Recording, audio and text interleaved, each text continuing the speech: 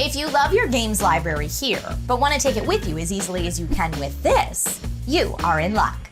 The Steam Deck portable mini gaming PC is here, and today we'll talk the ups and downs and up, up, down, down, left, right, B, select, start of it all.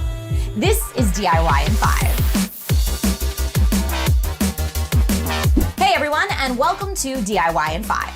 I'm Trisha Hirschberger, and as an avid PC gamer, Steam's newest gaming handheld is the talk of the town right now. For any of us who've dreamed of having the power of our gaming rigs, but with the portability and form factor of a Nintendo Switch, the Steam Deck offers a really interesting value proposition. But is it all it's cracked up to be? Today, we'll tell you just about everything you need to know about Valve's Steam Deck. And if you find the information in this video useful, we ask that you kindly like the video and subscribe to the channel so that you don't miss out on any future tech tips and tricks. Valve's latest all-in-one portable gaming PC is called the Steam Deck, not to be confused with Elgato's Stream Deck, another very popular PC gaming/streaming tool. Not like I've ever done that before. To create the Steam Deck, Valve partnered with AMD to create a custom APU, or advanced processing unit, a CPU-GPU hybrid optimized for handheld gaming. When it comes to controls, it's got a trackpad, gyro, haptics, and button and joystick placement design that makes sense in the hand, and you can even connect external peripherals if you want to.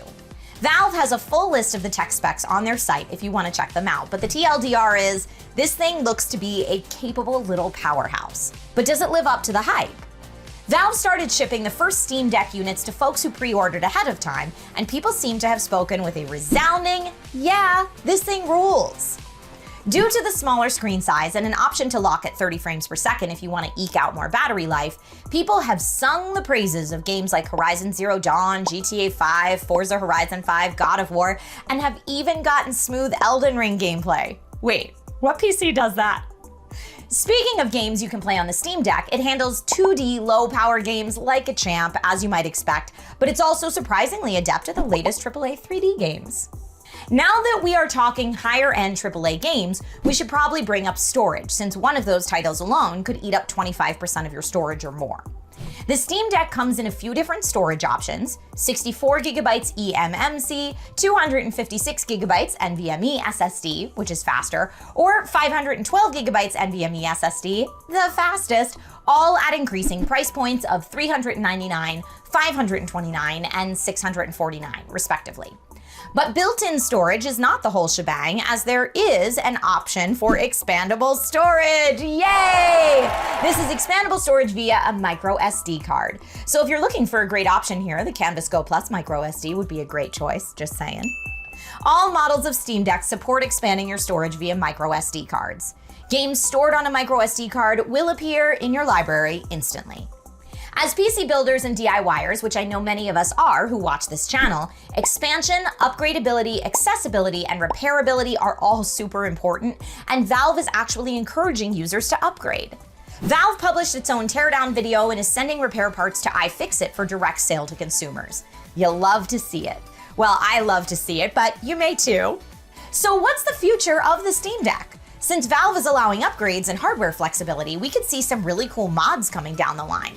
In fact, we've already seen people online install OBS and stream from it, use it as a work PC thanks to the built-in Steam version of Linux, dual boot Windows and Linux, or turn it into a portable media center.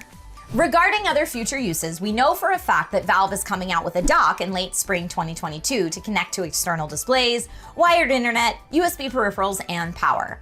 You can also use a USB-C hub if you've got one lying around, like maybe the Nucleum USB-C hub? With HDMI output, USB-A, SD, and microSD card readers and power pass-through, that would work just fine.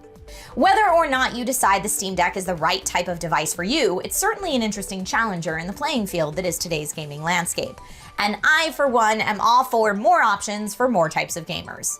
If you've had a chance to mess with one, let us know your experience in the comments, and I will see you next time with more DIY in 5.